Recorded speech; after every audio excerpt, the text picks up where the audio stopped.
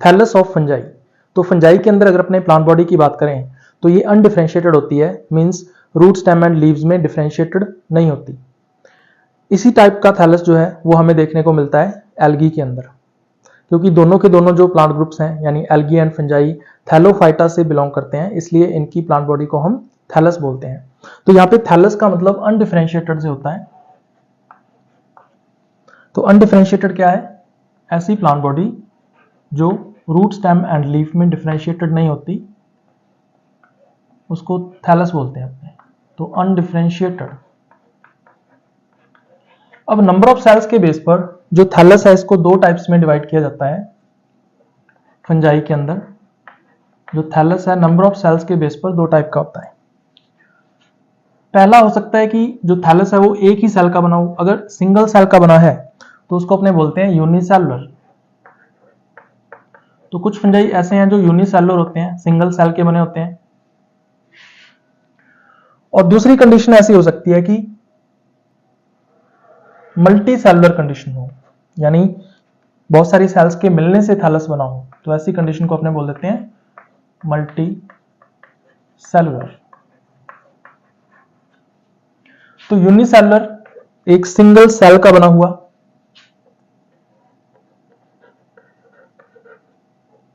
Thallus होता है, जबकि मल्टी सेलुलर के अंदर मल्टीपल सेल्स होती हैं। मल्टीपल सेल्स का बना हुआ थैलस जो है वो पाया जाता है। अब हम इनको एक एक करके डिस्कस करते हैं। सबसे पहले हम बात करते हैं यूनिसेलुलर थैलस की। यूनिसेलुलर थैलस की बात करें तो ये सिंगल सेल का बना होता है। अब इस यूनिसेलुलर थैलस को रिप्रोडक्शन भी करना होता है। तो जब ये रिप्रोडक्शन करता है तो उस टाइम पर क्या जो कंप्लीट सेल है वो रिप्रोडक्टिव स्ट्रक्चर में कन्वर्ट हो जाती है, या फिर उस सेल का कुछ पार्ट जो है वो कन्वर्ट होता है। इस बेस पर जो यूनिसेलुलर थैलस है वो दो टाइप का होता है। एक को हम बोलते हैं होलोकार्पिक। यहां पे होलो का मतलब है कंप्लीट और कार्पिक का मतलब है रिप्रोडक्टिव स्ट्रक्चर। तो होलोकार्पिक हो सकता है। दूसरा यूकार्पिक हो सकता है। यू का मतलब है ट्रू और कार्पिक का मतलब है रिप्रोडक्टिव स्ट्रक्चर। तो होलोकार्पिक में क्या होता है, जो कंप्लीट सेल है वो रिप्रोडक्टिव स्ट्रक्चर में कन्वर्ट हो जाती है, यानी सेल का कोई भी पार्ट बचता नहीं है। कंप्लीट सेल या होल सेल जो है वो रिप्रोडक्टिव स्ट्रक्चर्स बनाएगी और वो रिप्रोडक्टिव स्ट्रक्चर्स आगे रिप्रोडक्शन करके नया थैलस डेवलप कर लेती है। तो कंप्लीट सेल जो है या होल सेल जो है किस में टर्न हो जाती है, टर्न्स इनटू रिप्रोडक्टिव स्ट्रक्चर्स।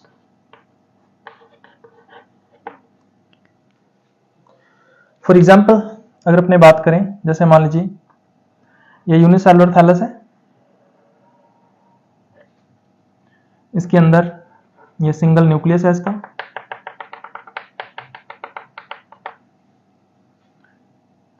तो ये सिंगल सेल है जो कि थैलस को रिप्रेजेंट कर रही है। अब जब रिप्रोडक्शन का टाइम आएगा तो यही सिंगल सेल जो है वो रिप्रोडक्टिव स्ट्रक्चर में कन्वर्ट हो जाएगी और फिर इस स्ट्रक्चर के अंदर मल्टीपल रिप्रोडक्टिव स्ट्रक्चर्स जैसे स्पोर्स वगैरह जो है उनका फॉर्मेशन हो जाएगा।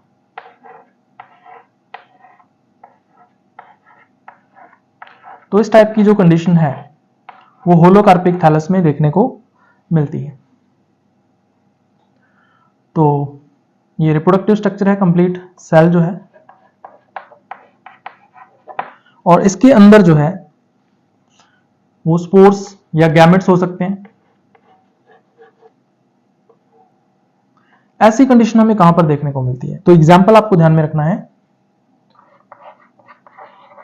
सिनकाइट्रियम जो काइट्रीडियोमाइसिटीज का मेंबर है, तो सिनकाइट्रियम में होलोकार्पिक थैलस आपको देखने को मिलता है। इसके अलावा जितनी भी यीस्ट्स होती हैं, एस्कोमाइसिटीज के मेंबर्स हैं यीस्ट्स, उनमें भी होलोकार्पिक थैलस जो है वो देखने को मिलता है। तो यीस्ट्स। दूसरा आता है यूकार्पिक थैलस।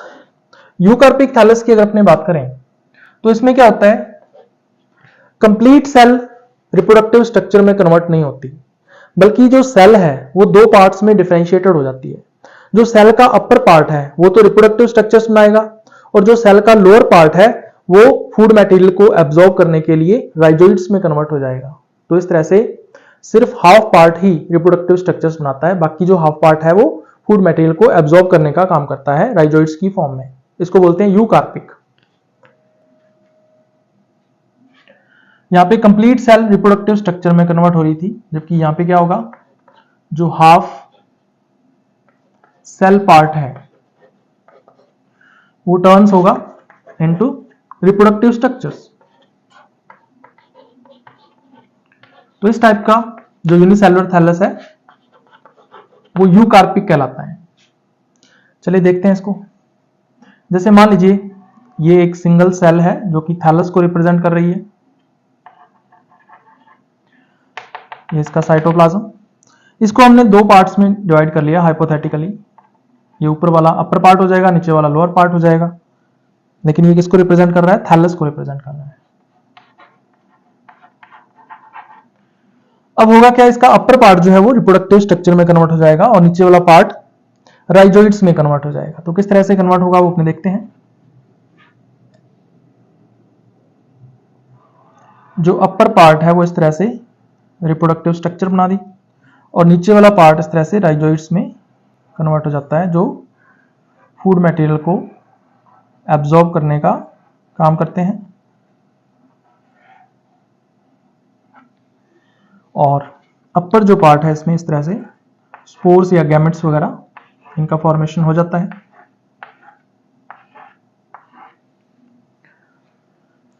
तो नीचे क्या है, राइजोइड्स हैं। राइजोइड्स का काम होता है फूड मटेरियल को एब्जॉर्ब करना और फिक्सेशन देना, और ऊपर जो है ये रिप्रोडक्टिव स्ट्रक्चर हो जाएगी, और इस रिप्रोडक्टिव स्ट्रक्चर के अंदर या तो स्पोर्स हो सकते हैं या फिर गैमेट्स हो सकते हैं। मान लीजिए ये स्पोर्स हैं, तो इस टाइप का थैलस कहलाता है यूकार्पिक थैलस। अब ये जो थैलस है वो दो टाइप का होता है।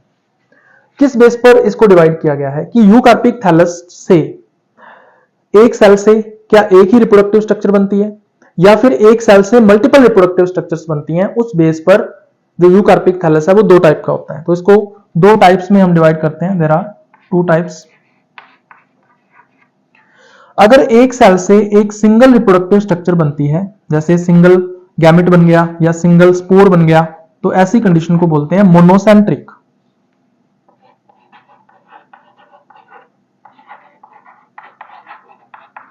तो मोनोसेंट्रिक में यूकार्पिक थैलस से एक सिंगल रिप्रोडक्टिव स्ट्रक्चर बनेगी। तो one cell one reproductive structure, one structure. और ऐसी कंडीशन हमें कहां पर देखने को मिलती है, तो आपको इसमें एग्जांपल ध्यान में रखना है।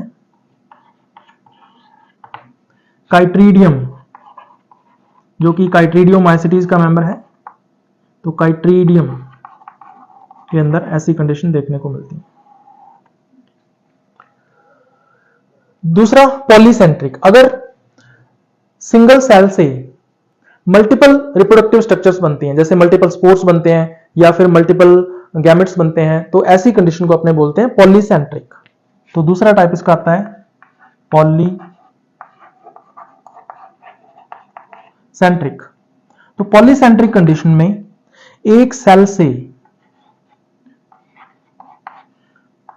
मल्टीपल या मैनी रिप्रोडक्टिव स्ट्रक्चर्स जो है उनका फॉर्मेशन होता है। तो मैनी स्ट्रक्चर्स। ऐसी कंडीशन कहां पर देखने को मिलती है, तो एक फैमिली आती है मेगाकाइट्रिएसी। तो मेगाकाइट्रिएसी में जितने भी मेंबर्स आते हैं उन सभी में पॉलीसेंट्रिक कंडीशन देखने को मिलती है। तो मेगाकाइट्रिएसी फंजाई में एक फैमिली है, इस फैमिली में पॉलीसेंट्रिक यूकार्पिक टाइप का थैलस देखने को मिलता है। अगर मल्टी सेलुलर थैलस की बात करें तो ये मल्टीपल सेल्स का बना होता है। इसमें दो टर्म्स आपको ध्यान में रखनी है। सबसे पहला इसमें आता है हाइफा। तो हाइफा क्या है? ये एक थ्रेड लाइक स्ट्रक्चर है जो फंजाई के थैलस में या मल्टीसेलुलर थैलस के अंदर आपको देखने को मिलेगी। तो हाइफा एक्चुअल में क्या है? थ्रेड लाइक स्ट्रक्चर है। इसको और ज्यादा एलैबोरेट करेंगे अपने आगे। तो थ्रेड लाइक स्ट्रक्चर, जो हाइफा है ये स्ट्रक्चरल यूनिट है। मल्टीसेलुलर जो फंजाई होते हैं उनके थैलस की ये स्ट्रक्चरल यूनिट है। तो हाइफा को अपने क्या मानते हैं? स्ट्रक्चरल यूनिट मानते हैं।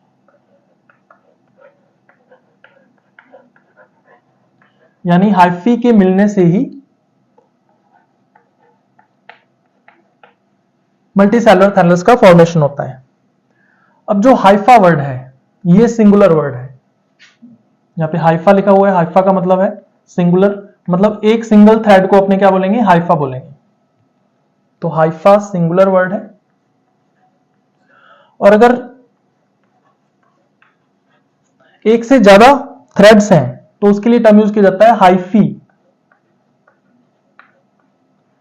तो हाइफी जो है ये प्लूरल वर्ड है, मतलब मल्टीपल थ्रेड्स को शो कर रहा है ये, तो ये प्लूरल वर्ड है।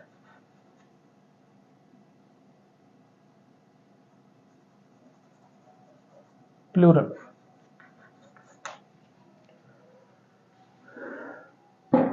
अब एक टर्म आती है माइसीलियम।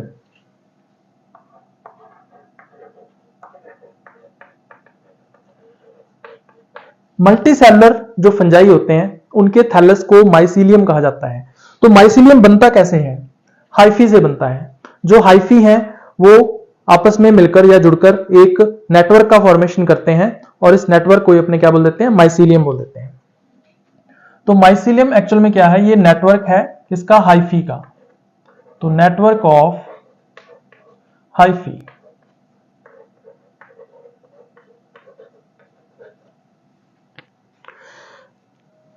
जैसे मान लीजिए ये एक हाइफा है, इस टाइप के बहुत सारे हाइफा आपस में मिलकर इस तरह से एक नेटवर्क का फॉर्मेशन कर देते हैं और इस इररेगुलर अरेंजमेंट को ही हम लोग क्या बोल देते हैं? माइसीलियम बोल देते हैं। तो ये जो हाइफी हैं वो आपस में उलझे हुए होते हैं, तो इस स्ट्रक्चर को अपने क्या नाम देते हैं? माइसीलियम। अब हाइफा की अगर अपने बात करें तो सेप्टेशन प्रेजेंट है या एब्सेंट है, इस बेस पर ये दो टाइप के होते हैं। पहली कंडीशन क्या हो सकती है कि हाइफा में सेप्टेशन एब्सेंट है। अगर सेप्टेशन एब्सेंट है तो ऐसी कंडीशन को बोला जाता है एसेप्टेट हाइफा। ए का मतलब होता है एब्सेंट और सेप्टेट का मतलब सेप्टा। तो यहां पे सेप्टा एब्सेंट होगा। दूसरी कंडीशन क्या हो सकती है कि सेप्टा प्रेजेंट हो, तो उस कंडीशन को क्या बोलते हैं? सेप्टेट। तो दो तरह के हाइफी जो है वो हो सकते हैं, एक तो एसेप्टेट और दूसरे सेप्टेट। तो एसेप्टेट के अंदर सेप्टा फॉर्मेशन नहीं होता, तो नो सेप्टा फॉर्मेशन।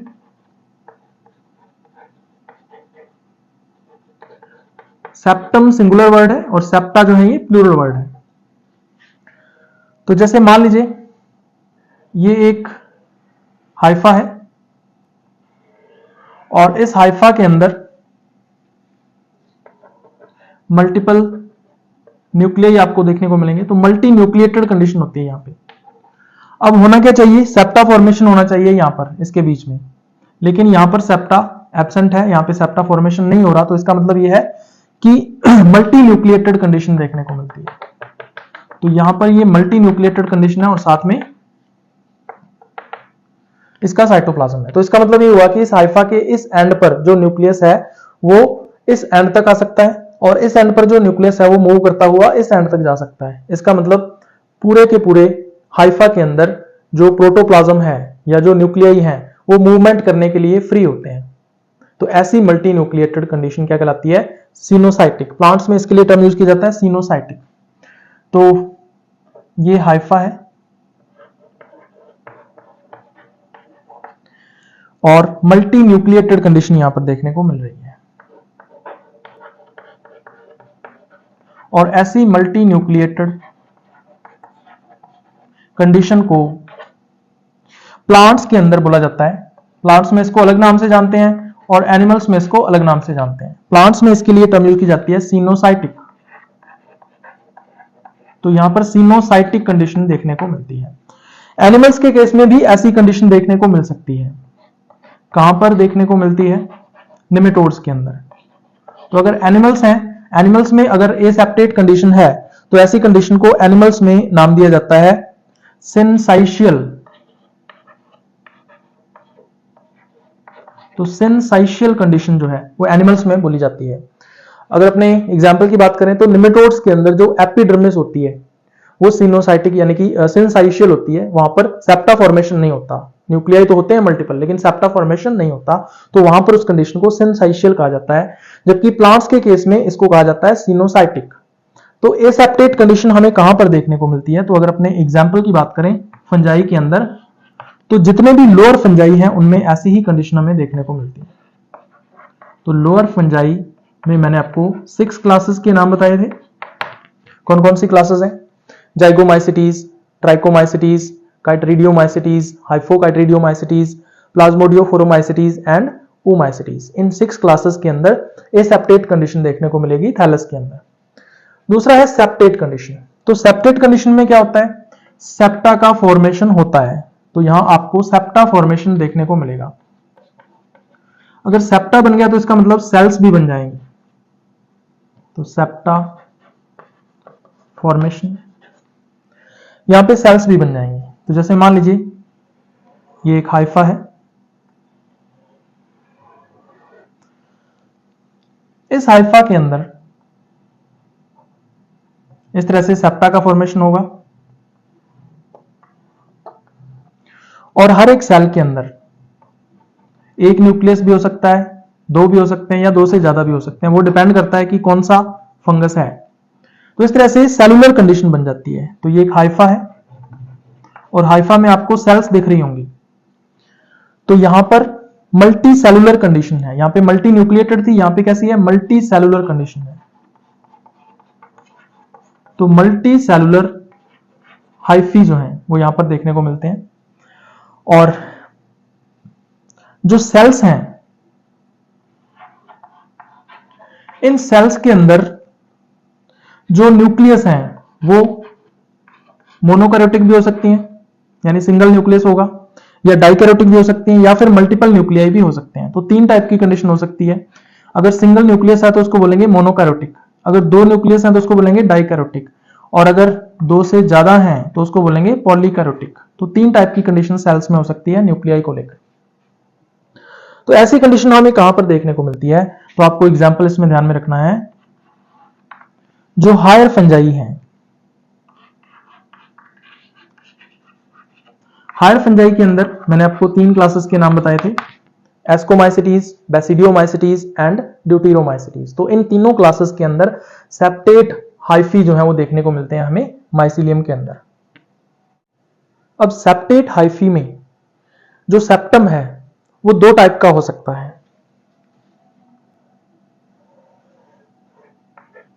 पहला है कंप्लीट सेप्टम। कंप्लीट का मतलब क्या है? कि इसमें कोई भी गैप नहीं होगा। तो अगर गैप ना हो तो उसको बोलते हैं कंप्लीट सेप्टम, या इसको सॉलिड सेप्टम भी कहा जाता है। जैसे मान लीजिए ये एक हाइफा है, सेप्टेट हाइफा। तो बीच में क्या होगा? एक कंप्लीट सेप्टम होगा या सॉलिड सेप्टम होगा। ये है सेल ए और ये है सेल बी। तो जो कंप्लीट सेप्टम होता है उसमें कोई भी गैप नहीं होता।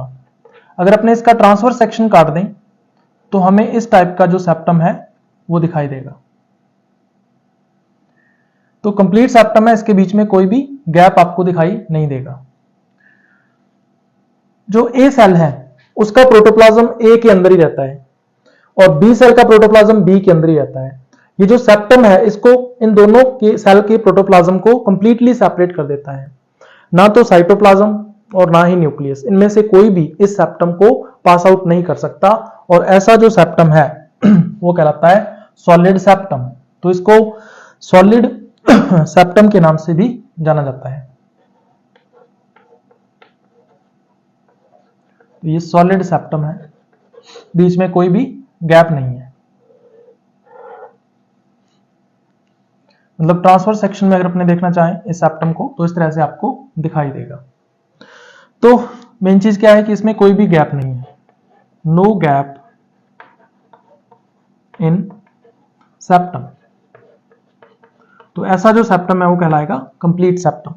दूसरी कंडीशन हो सकती है इनकम्प्लीट सेप्टम। अब इनकम्प्लीट है मतलब उसमें गैप जरूर आएगा, और उस गैप की वजह से एक सेल का जो प्रोटोप्लाज्म है वो दूसरी सेल में एंटर कर सकता है। तो इनकम्प्लीट सेप्टम। तो इनकम्प्लीट सेप्टम के अंदर गैप होता है सेप्टम के अंदर, तो there is gap in septum.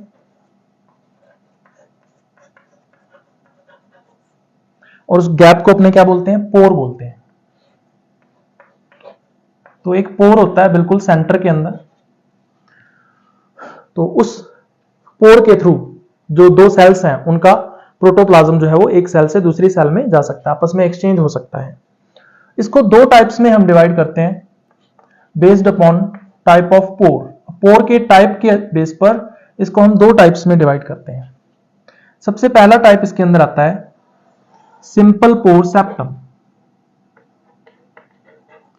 तो इसमें क्या होगा, एक सिंगल पोर होगा सिंपल टाइप का, तो इसलिए इसको बोल देते हैं सिंपल पोर सेप्टम।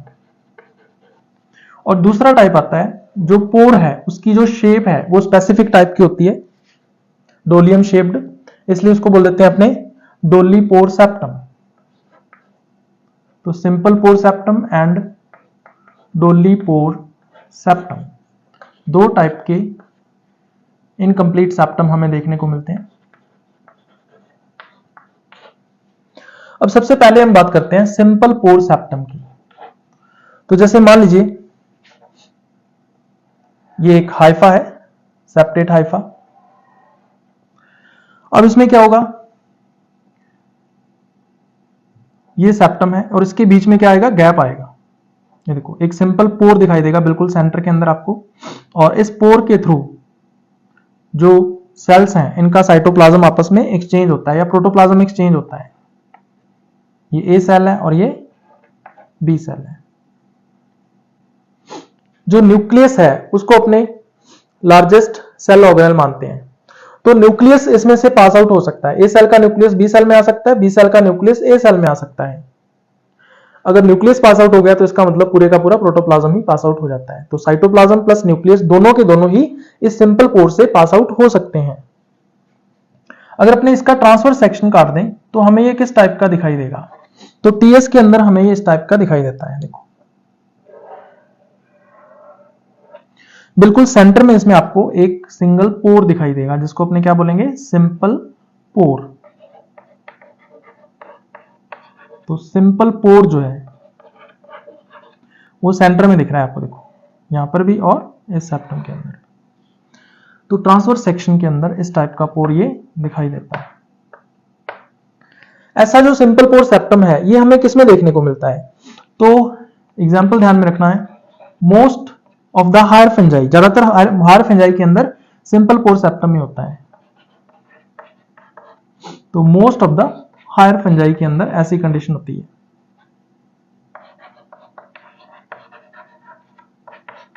दूसरी तरफ हम लोग बात करते हैं डोली पोर सेप्टम की।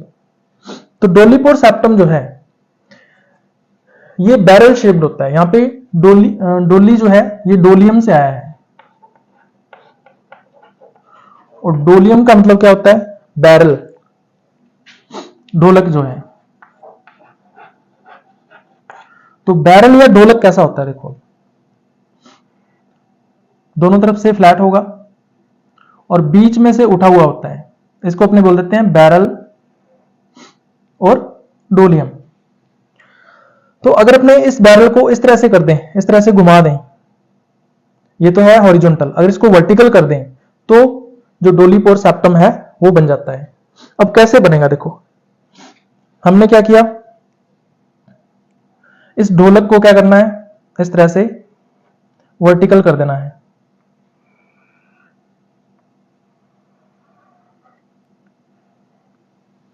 और इसके बिल्कुल सेंटर में आपको क्या बनाना है, एक पोर बना, लंबी ट्यूब बनानी है। इसके बिल्कुल सेंटर से होती हुई एक ट्यूब निकलेगी, देखो इस तरह से।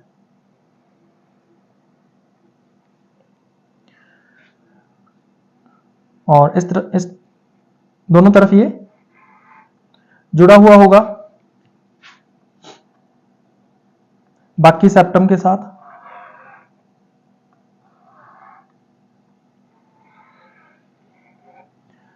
तो इस तरह से बैरल शेप्ड सेप्टम जो है वो यहां पर बन जाता है। अब इसमें क्या होता है, इसके चारों ओर एक परफोरेटेड मेम्ब्रेन होती है। परफोरेटेड का मतलब क्या है, ए मेम्ब्रेन हैविंग पोर्स, एक झिल्ली या एक मेम्ब्रेन जिसमें छिद्र होते हैं या पोर्स होते हैं, उसको क्या बोल देते हैं, परफोरेटेड मेम्ब्रेन। और इस परफोरेटेड मेम्ब्रेन को स्पेसिफिकली क्या कहा जाता है, पेरेंथोसोम। तो यह है पेरेंथोसोम।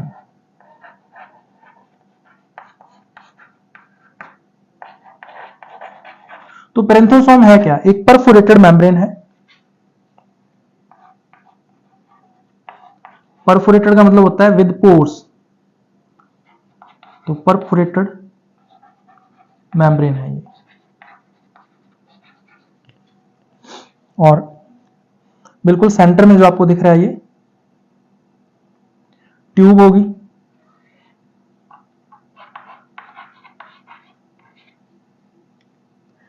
जिसको हम डोली पोर भी बोल देते हैं।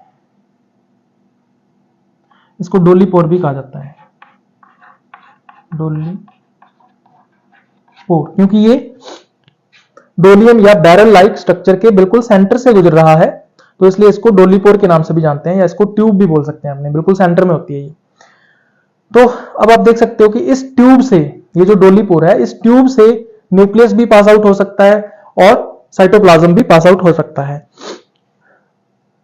तो मान लीजिए ये सेल ए है और ये है सेल बी नीचे की तरफ। लेकिन ये जो पेरेंथोसोम होती है, इसका जो पोर साइज है वो इतना छोटा होता है कि इसमें से न्यूक्लियस पास आउट नहीं हो सकता। बाकी का साइटोप्लाज्म तो पास आउट हो सकता है, लेकिन न्यूक्लियस पास आउट नहीं होगा। तो इसलिए ए सेल का न्यूक्लियस ए सेल में ही रहेगा, बी सेल का न्यूक्लियस बी सेल में ही रहेगा। लेकिन जो साइटोप्लाज्म है ए सेल का वो बी सेल में आ सकता है, और बी सेल का जो साइटोप्लाज्म है वो ए सेल के अंदर जा सकता है। तो इस टाइप की जो कंडीशन है वो डोली पोर सेप्टम के अंदर हमें देखने को मिलती है।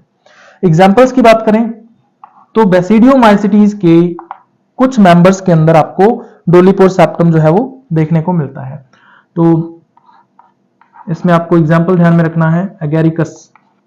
तो एगेरिकस में आपको हाइफी के अंदर डोली पोर सेप्टम देखने को मिलेगा। तो बेसिडियोमाइसिटीज के कुछ ऐसे मेंबर्स हैं जिनमें डोली पोर सेप्टम आपको देखने को मिलता है। नेक्स्ट हम बात करेंगे मॉडिफिकेशंस ऑफ हाइफा। तो डिफरेंट फंक्शंस को परफॉर्म करने के लिए जो हाइफा है वो कई तरह के मॉडिफिकेशंस शो करता है। यहां पर मेनली हम 4 टाइप के मॉडिफिकेशंस के बारे में डिस्कस करेंगे। सबसे पहले टाइप का मॉडिफिकेशन इसमें आता है हाउस्टोरियम।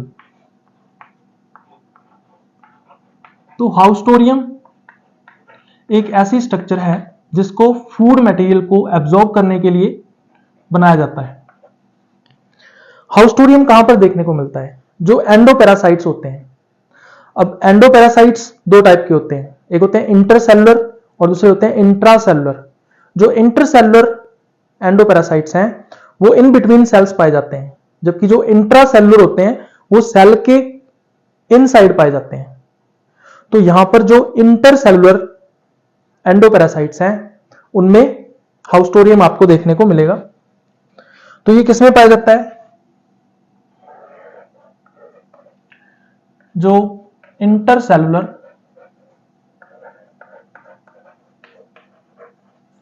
एंडोपैरासाइट्स हैं उनमें आपको हाउस्टोरियम देखने को मिलेगा।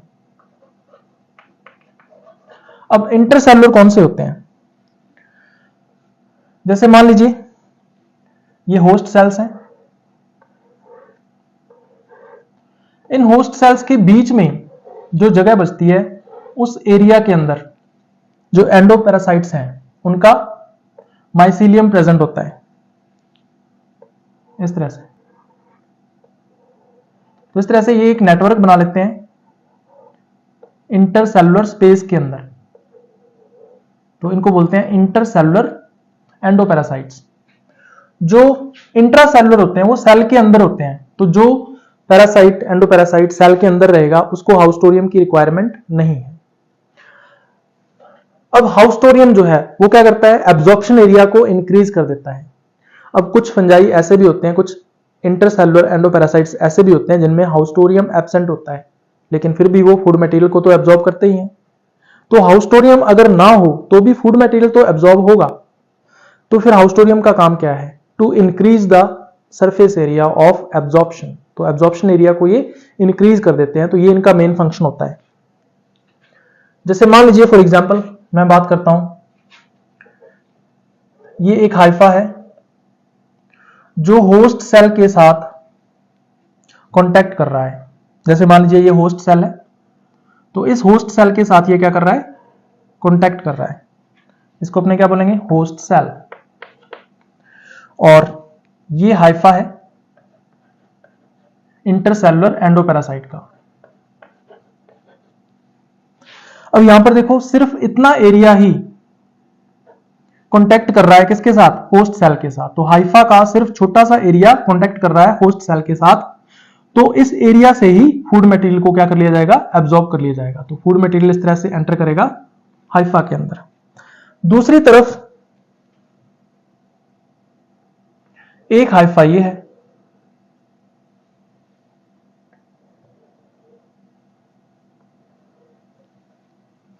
ये होस्ट सेल है।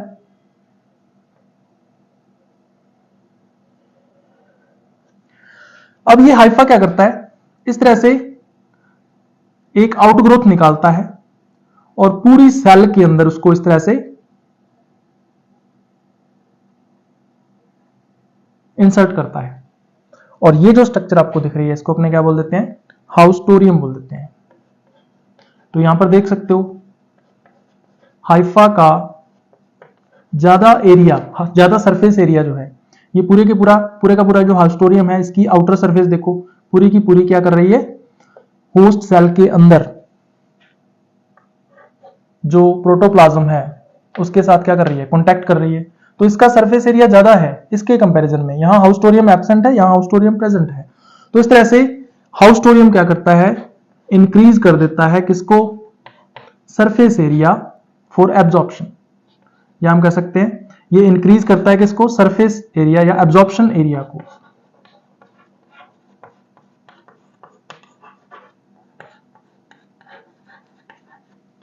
जिससे जो एंडोपैरासाइट है उसको ज्यादा न्यूट्रिशन मिलता है। ज्यादा न्यूट्रिशन मिलेगा तो वो ज्यादा फास्ट रेट से इन्फेक्शन करेगा और अपने माइसीलियम को फैलाएगा होस्ट के अंदर। तो ये इसका मेन फंक्शन होता है। तो ये सबसे पहला मॉडिफिकेशन आता है हाउस्टोरियम। हाउस्टोरियम हमें किसमें देखने को मिलता है, अगर अपने एग्जाम्पल की बात करें तो एक एंडोपैरासाइट है एल्बुगो। एल्बुगो जो है ये क्या करता है, मस्टर्ड के अंदर यानी क्रूसीफर्स के अंदर व्हाइट रस्ट नाम की डिजीज कॉज करता है। और मस्टर्ड की लीफ का अगर आप ट्रांसफर सेक्शन काटो तो वहां पर आपको इसका माइसीलियम देखने को मिलेगा एल्बुगो का होस्ट टिश्यूज के अंदर, और साथ में हाउस्टोरिया जो है ये भी देखने को मिलेंगे। तो ये सबसे पहला मॉडिफिकेशन था। दूसरा जो मॉडिफिकेशन है वो आता है एप्रीसोरियम। जो एप्रीसोरियम है इसका फॉर्मेशन किया जाता है इन्फेक्शन के लिए। कोई भी स्पोर जब किसी प्लांट टिश्यू के कांटेक्ट में आता है, लीफ की सरफेस के ऊपर कांटेक्ट में आ सकता है या फिर हो सकता है स्टेम की सरफेस के ऊपर कांटेक्ट में आ जाए, तो वहां पर एप्रीसोरियम का फॉर्मेशन करता है और एप्रीसोरियम से एक इन्फेक्शन थ्रेड डेवलप होता है। उस इन्फेक्शन थ्रेड से एंट्री की जाती है होस्ट टिश्यू के अंदर और फिर उसके बाद आगे उसका माइसीलियम डेवलप कर लिया जाता है। तो इस तरह से जो एप्रीसोरियम है उसका मेन फंक्शन क्या होता है, इन्फेक्शन का होता है। तो ये इन्फेक्शन में हेल्प करता है, infection to new host cells. Host tissue.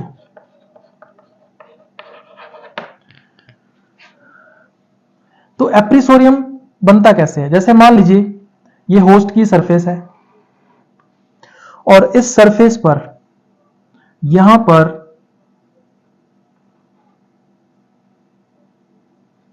Stomata present है।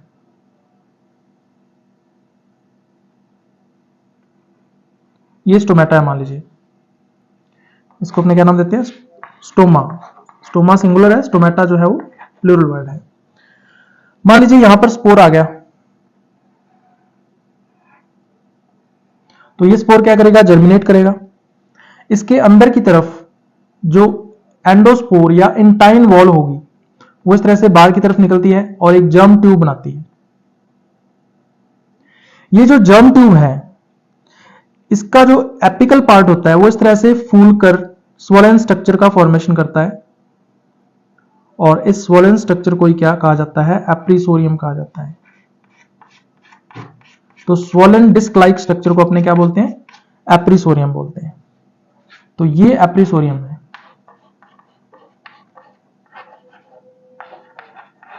अब इस एप्रीसोरियम से इन्फेक्शन थ्रेड डेवलप होगा और ये चीज क्या है? स्पोर है, फंगल स्पोर, और इसका जर्मिनेशन हुआ है तो इसमें से क्या निकला? एक जर्म ट्यूब निकली है।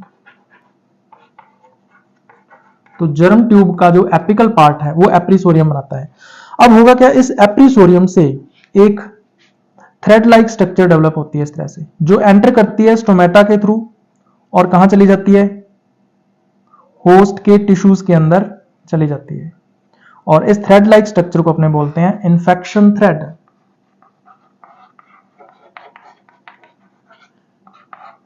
Infection thread. और यहां पर नीचे क्या होता है? होस्ट की सेल्स होती हैं इस तरह से, और इन होस्ट सेल के अंदर पहले हाइफा का फॉर्मेशन होता है और हाइफा बनने के बाद फिर पूरे का पूरा माइसीलियम डेवलप हो जाता है। तो ये होस्ट सेल्स हैं। तो इस तरह से एप्रीसोरियम का मेन फंक्शन होता है होस्ट टिश्यू को इन्फेक्ट करना। ये हमें किस में देखने को मिलता है? तो एग्जाम्पल आपको इसमें ध्यान में रखना है।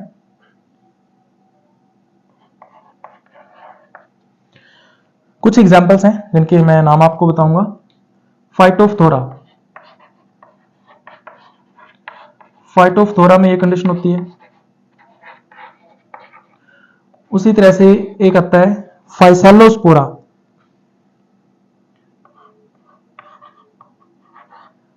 फाइसेलोसोरा। उसी तरह से एक आता है ग्लोमेरेला, उसमें भी ये कंडीशन होती है। और एक और आता है इसमें एरिसाइफी। एरिसाइफी में भी यही कंडीशन होती है। एरिसाइफी जो कि पाउडरी मिल्ड्यू डिजीज कॉज करता है। तो इन चारों फंजाई के अंदर आपको एप्रीसोरियम देखने को मिलेगा। हाइफा का नेक्स्ट मॉडिफिकेशन है फंगल ट्रैप्स। तो फंगल ट्रैप्स जो हैं वो प्रेडेशन के लिए बनाए जाते हैं। इसका मतलब कुछ फंजाई ऐसे होते हैं जो प्रेडेटर होते हैं और प्रेडेशन करते हैं प्रे के ऊपर। ये जो फंजाई हैं वो अंडरग्राउंड होते हैं, यानी कि जमीन के नीचे पाए जाते हैं। तो ये इसमें क्या होता है? जो हाइफी हैं वो क्या करते हैं? छोटे छोटे रिंग लाइक स्ट्रक्चर्स बना लेते हैं। इन रिंग लाइक स्ट्रक्चर्स को ट्रैप्स कहा जाता है। जब कोई भी इंसेक्ट या वर्म इसमें से पास आउट होता है तो ये जो रिंग्स हैं वो टाइट हो जाते हैं और वो इंसेक्ट या वर्म जो है वो इसके अंदर ट्रैप हो जाता है या फंस जाता है। और फिर इन फंजाई के द्वारा जो डाइजेस्टिव एंजाइम्स हैं वो सिक्रीट किए जाते हैं बाहर और इंसेक्ट या वर्म को किल किया जाता है और उसका एक्स्ट्रा सेलुलर डाइजेशन किया जाता है और फिर उस डाइजेस्टेड फूड को एब्जॉर्ब कर लिया जाता है। तो ये पूरे का पूरा प्रोसेस जो है वो फंगल ट्रैप से रिलेटेड है। तो फंगल ट्रैप्स किस लिए बनाए जाते हैं? प्रेडेशन के लिए बनाए जाते हैं। तो इनका मेन फंक्शन क्या है? प्रेडेशन। प्रेडेशन का मतलब यहां पे क्या है? To trap insects and worms. Trap करना इंसेक्ट्स और वर्म्स को,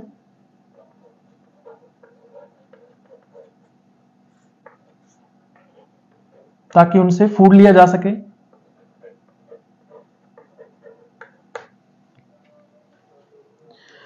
मान लीजिए ये सरफेस है ग्राउंड की और इसके नीचे ही अंडरग्राउंड जो इन फंजाई का माइसीलियम है वो प्रेजेंट होता है। तो जैसे मान लीजिए ये एक हाइफा है, तो इसने क्या किया, एक रिंग लाइक स्ट्रक्चर बनाई और फिर इस तरह से आगे चला गया। फिर एक रिंग लाइक स्ट्रक्चर इसने यहां पे बनाई। उसी तरह से ये एक हाइफा है जिसने एक रिंग लाइक स्ट्रक्चर बनाई इस तरह से। तो ये जो रिंग लाइक स्ट्रक्चर्स आपको दिख रही हैं, इन्हीं को ही क्या कहा जाता है, ट्रैप्स कहा जाता है। तो ट्रैप एक्चुअल में क्या है, रिंग लाइक स्ट्रक्चर्स हैं जिनका मेन फंक्शन होता है ट्रैप करना इंसेक्ट या वर्म को। तो जब कोई भी इंसेक्ट या वर्म जो है इन ट्रैप्स के अंदर से पास आउट होती है या पास करने की कोशिश करती है, तो ये जो रिंग्स हैं वो क्या हो जाते हैं, टाइट हो जाते हैं। और रिंग्स टाइट होने की वजह से जो इंसेक्ट या वर्म है वो इसके अंदर ट्रैप हो जाता है। उसके बाद फिर डाइजेस्टिव एंजाइम सीक्रेट करके इसको किल कर लिया जाता है इंसेक्ट या वर्म को। तो इसको अपने मान सकते हैं इंसेक्ट और वर्म।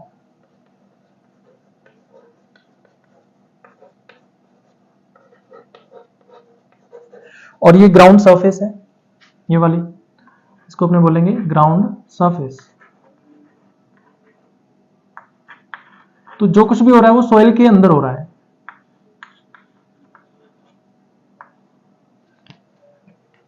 एग्जाम्पल्स की बात करें तो ऐसे कौन से फंजाई हैं जो प्रेडेशन करते हैं, तो कुछ एग्जाम्पल्स हैं जो ध्यान में रखने हैं आपको। फॉर एग्जाम्पल जैसे डैक्टाइलेला, उसी तरह से एक एग्जाम्पल आता है डैक्टाइलेरिया,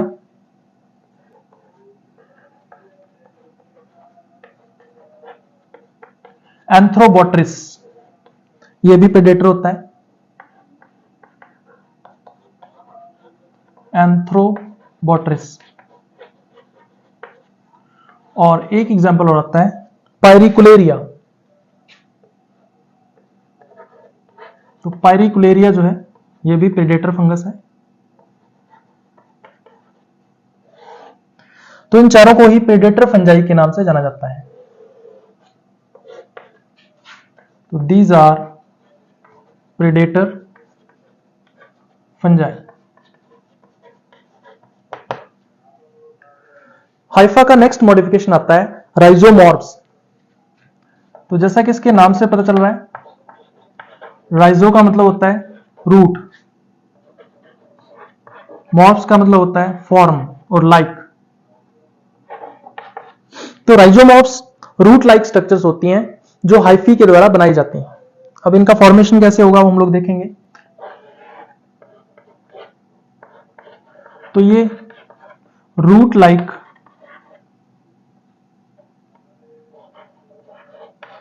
हाइफी होते हैं। अब ये रूट लाइक हाइफी कैसे होते हैं, आपको पता होगा कि जो रूट होती है, अगर अपने नॉर्मल रूट की बात करें तो उसमें इस तरह से बिल्कुल एपेक्स पर एक मेरिस्टेमेटिक टिश्यू होता है जिसको अपने बोलते हैं रूट एपिकल मेरिस्टेम। और ये रूट एपिकल मेरिस्टेम जो है सिर्फ इसी की सेल्स डिवाइड करती हैं। तो इस तरह से जो रूट है वो क्या करती है, एपिकल ग्रोथ शो करती है। तो एपिकल ग्रोथ का पाया जाना रूट का और स्टेम का कैरेक्टरिस्टिक फीचर है। अब इसमें होता है क्या कि जो हाइफी हैं वो आपस में जुड़ जाते हैं और आपस में जुड़कर एक कॉम्पैक्ट स्ट्रक्चर बनाते हैं। और ये जो स्ट्रक्चर है उसकी सिर्फ एपिकल सेल्स ही डिवाइड करती हैं। तो ये वाला जो एरिया है वो ग्रोथ शो करेगा, शो ग्रोथ। इसका मतलब इस स्ट्रक्चर के अंदर भी क्या हो रही है, एपिकल ग्रोथ हो रही है। तो जिस तरह से रूट में एपिकल ग्रोथ होती है, उसी तरह से कहते हैं कि जो हाइफी हैं वो आपस में जुड़कर एपिकल ग्रोथ शो करना स्टार्ट कर देते हैं। ये हाइफा है और इस पूरी स्ट्रक्चर को अपने बोल देते हैं राइजोमॉर्फ। तो ये राइजोमॉर्फ है।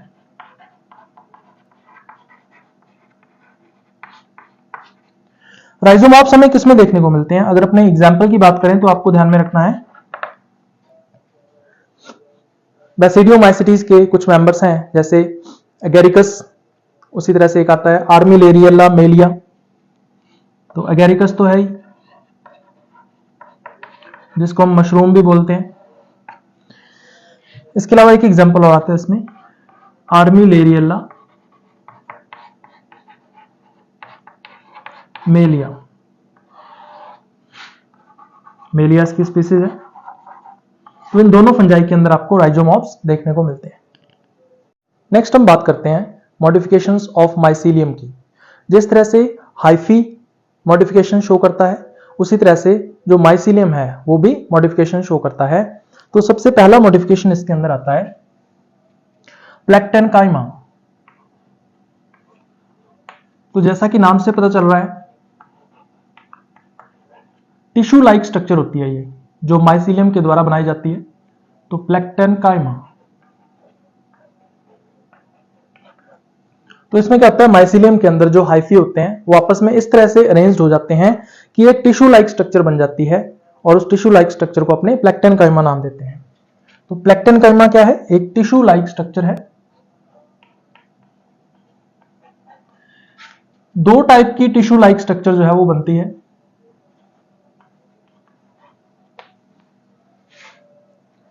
टाइप्स की अगर अपने बात करें तो प्लेक्टेनकाइमा दो टाइप का होता है।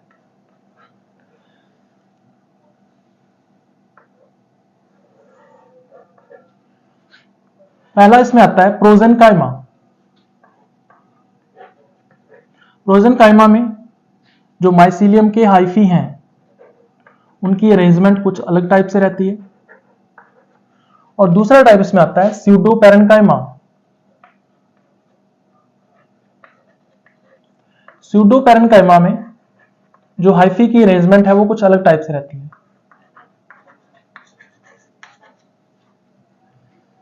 सबसे पहले बात करते हैं अपने प्रोजेनकाइमा की।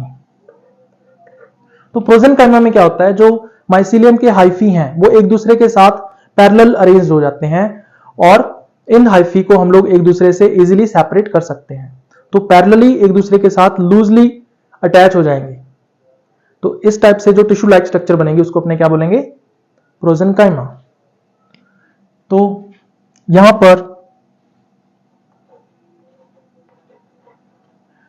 पैरेलल अरेंजमेंट देखने को मिलेगी हाइफी की। तो पैरेलल अरेंजमेंट ऑफ हाइफी।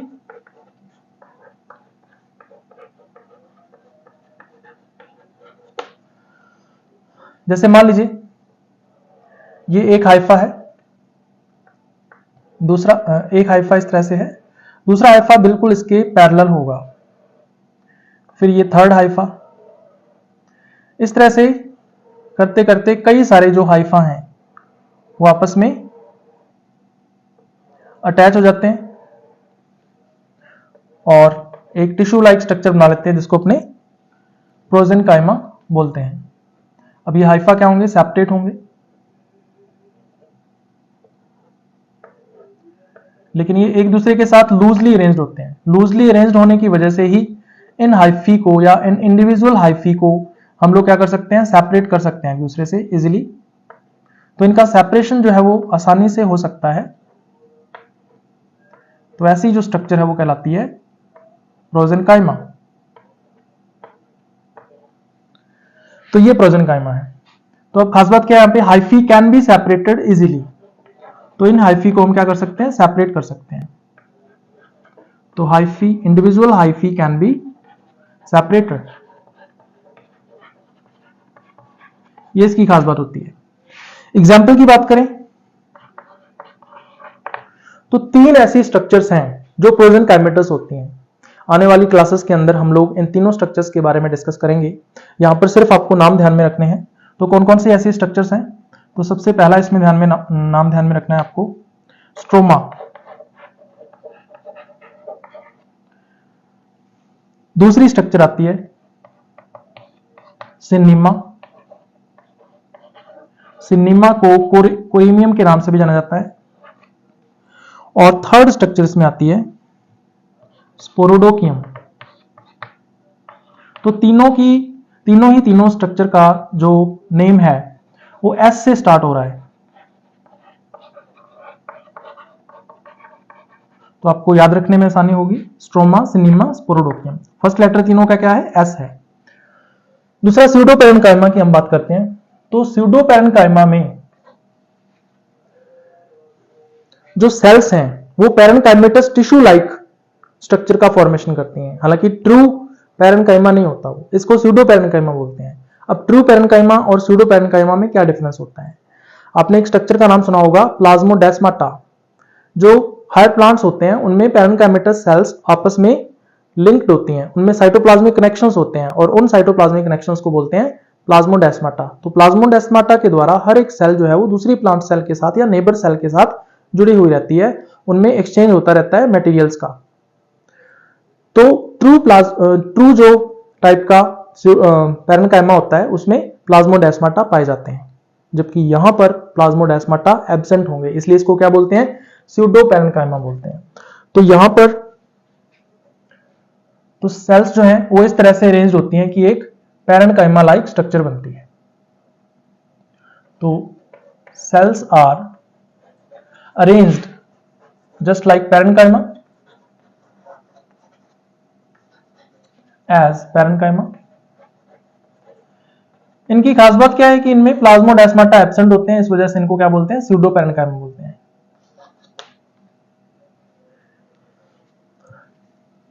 तो स्फेरिकल सेल्स इस तरह से एक दूसरे के साथ अटैच होती हैं और एक पेरेन्काइमा लाइक टिश्यू का फॉर्मेशन कर देती हैं, जिसको स्यूडोपेरेन्काइमा बोलते हैं। इन सेल्स का आपस में कोई कनेक्शन नहीं होता क्योंकि प्लाज्मोडेस्माटा यहां पर एब्सेंट होते हैं,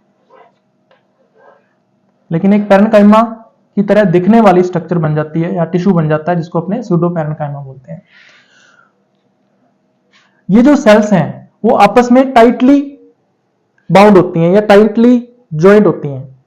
इन सेल्स को एक दूसरे से सेपरेट नहीं कर सकते अपने। यहां पर तो क्या था, जो हाइफी थे उनको इंडिविजुअल हाइफी को सेपरेट कर सकते थे, लेकिन यहां पर इंडिविजुअल हाइफी को हम सेपरेट नहीं कर सकते। तो cells can not be separated, individual cells को हम सेपरेट नहीं कर सकते। तो cells can not be separated, ये इसकी खास बात है। एग्जाम्पल की बात करें अगर अपने, तो स्यूडोपेरेन्काइमा हमें किस में देखने को मिलता है? तो आपको कुछ स्ट्रक्चर्स के नाम ध्यान में रखने हैं, जिसमें पहला नाम आता है स्क्लेरोशियम, जो हम अभी पढ़ने वाले हैं। तो स्क्लेरोशियम जो है ये स्यूडोपेरेन्काइमेटस स्ट्रक्चर है। उसी तरह से दूसरी स्ट्रक्चर इसमें आती है एसरबुलस। इस स्ट्रक्चर के बारे में आगे हम डिस्कस करेंगे नेक्स्ट आने वाले लेक्चर्स में। तो एसरबुलस। और थर्ड स्ट्रक्चर जो स्यूडोपेरेन्काइमा की बनी होती है उसको हम बोलते हैं राइजोमॉप्स। तो ये तीन स्ट्रक्चर्स हैं जो स्यूडोपेरेन्काइमेटस होती हैं। तो ये फर्स्ट मॉडिफिकेशन है माइसीलियम का। माइसीलियम का नेक्स्ट मॉडिफिकेशन है स्ट्रोमा। तो स्ट्रोमा जो है वो एक पैड लाइक सॉलिड स्ट्रक्चर होती है और ये एक प्रोजेनकाइमेटस टिश्यू होता है। इसका मेन फंक्शन होता है to protect the reproductive bodies. इस स्ट्रोमा के अंदर कैविटीज बन जाती हैं जिनको लोक्यूल्स कहा जाता है, और उन लोक्यूल्स के अंदर जो रिप्रोडक्टिव स्ट्रक्चर्स हैं या रिप्रोडक्टिव बॉडीज हैं वो प्रोटेक्टेड रहती हैं एक्सटर्नल एनवायरनमेंट से। तो स्ट्रोमा क्या है? एक पैड लाइक सॉलिड स्ट्रक्चर है।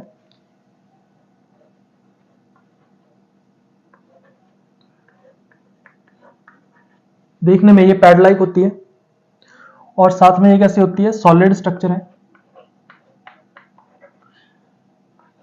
ये प्रोजेनकाइमेटस टिश्यू की बनी होती है। तो नेचर इसका कैसा हो जाएगा? प्रोजेनकाइमेटस, जो अभी अभी अपने फर्स्ट टाइप का टिश्यू मॉडिफिकेशन पढ़ा था, तो ये प्रोजेनकाइमेटस नेचर की होती है।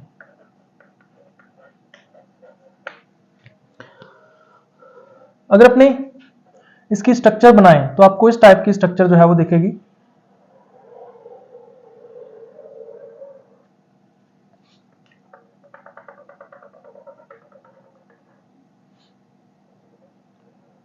इस तरह से कैविटीज या लोक्यूल्स प्रेजेंट होते हैं इसमें, और इन कैविटीज के अंदर जो रिप्रोडक्टिव स्ट्रक्चर्स हैं वो स्टोर्ड रहती हैं इस तरह से, और यहां पर इस तरह से जो स्ट्रोमैटिक टिश्यू है प्रोजेनकाइमेटस वो इस तरह से प्रेजेंट होता है।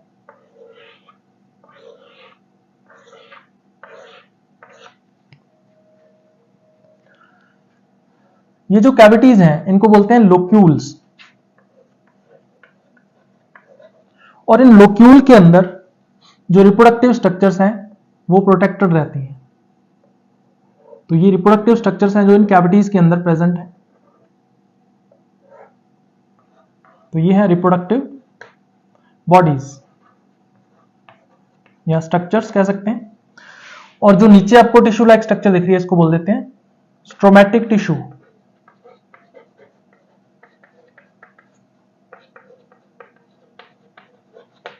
तो इस तरह से जो स्ट्रोमा है वो क्या करता है, रिप्रोडक्टिव स्ट्रक्चर्स को प्रोटेक्ट करने का काम करता है।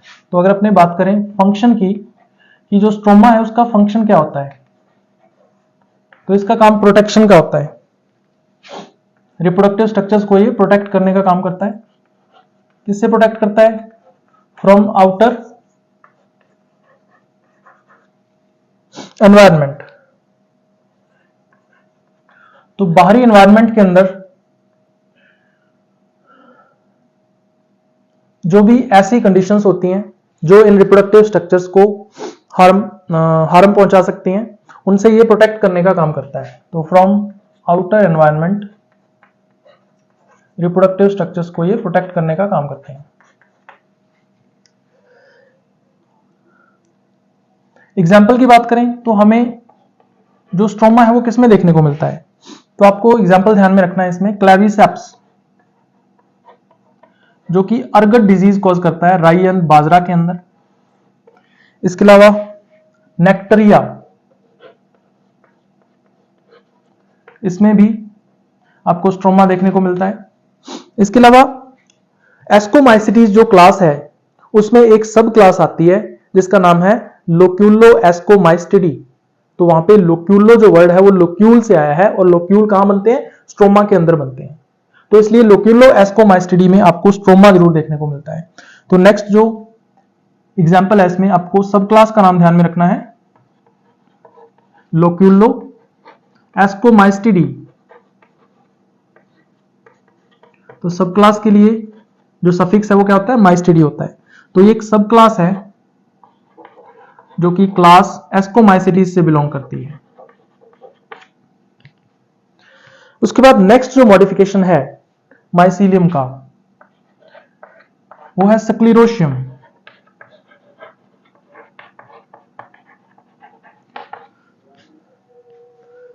जो स्क्लेरोशियम है ये कुशन शेप्ड स्ट्रक्चर है, और ये स्यूडो पैरेनकाइमेटस नेचर की होती है। तो स्यूडो पैरेनकाइमा की बनी होती है।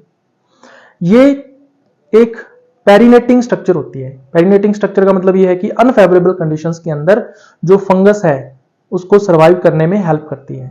जब तक कंडीशंस अनफेवरेबल रहती हैं तब तक ये जो स्क्लेरोशियम है ये डोरमेंट रहेगी, और जैसे ही कंडीशंस फेवरेबल आती हैं ये जो स्क्लेरोशियम है ये जर्मिनेट होगी, और जर्मिनेट होके न्यू माइसीलियम का फॉर्मेशन कर देगी। तो ये एक पेरिनेटिंग स्ट्रक्चर है। तो इसके कैरेक्टर्स की अगर अपने बात करें तो एक तो ये होती है कुशन लाइक, गद्दीनुमा संरचना है, कुशन लाइक। और साथ में इसके नेचर की अगर अपने बात करें तो नेचर इसका होता है स्यूडो पैरेनकाइमेटस। तो स्यूडो पैरेनकाइमा की ये बनी होती है। ये एक पेरिनेटिंग स्ट्रक्चर है।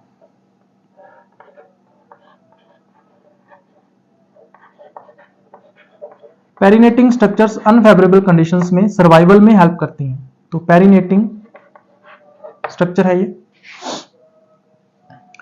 अगर अपने इसका ट्रांसफर सेक्शन काट दें सक्लेरोशियम का, तो हमें दो पार्ट दिखाई देते हैं। बिल्कुल सेंटर में हमें मेडुला दिखाई देता है और आउटर साइड के अंदर हमें क्या दिखता है, कॉर्टेक्स दिखता है। ये जो कॉर्टेक्स पार्ट है, इस कॉर्टेक्स के अंदर ही फंगस का माइसीलियम रहता है। तो कॉर्टेक्स में क्या रहेगा, माइसीलियम रहेगा फंगस का। और इस माइसीलियम को न्यूट्रिशन किसके द्वारा दिया जाता है, मेडुला के द्वारा दिया जाता है। और इस मेडुला में फूड मटेरियल स्टोर्ड होता है और इसी स्टोर्ड मटेरियल को कॉर्टेक्स के द्वारा यानी कि माइसीलियम के द्वारा यूज किया जाता है। तो मेडुला में क्या होता है, स्टोर्ड फूड होता है। तो जब तक सक्लेरोशियम डोरमेंट रहेगी तब तक मेडुला से जो फूड है वो माइसीलियम को मिलता रहेगा। तो ये इसका ट्रांसफर सेक्शन है सक्लेरोशियम का। अगर अपने एग्जाम्पल की बात करें तो हमें सक्लेरोशियम किसमें देखने को मिलती है, तो आपको इसमें एग्जाम्पल ध्यान में रखना है। एक तो क्लेविसेप्स जो कि अर्गट डिजीज कॉज करता है राई एंड बाजरा के अंदर। इसके अलावा एक क्लास आती है मिक्सोमाइसिटीज, जिसके मेंबर्स को हमने स्लाइम मोल्ड्स नाम दिया था। तो उनमें भी सक्लेरोशियम का फॉर्मेशन होता है। तो दूसरा एग्जाम्पल इसमें ध्यान में रखना है, क्लास मिक्सोमाइसिटीज। तो ये है मॉडिफिकेशंस ऑफ माइसीलियम।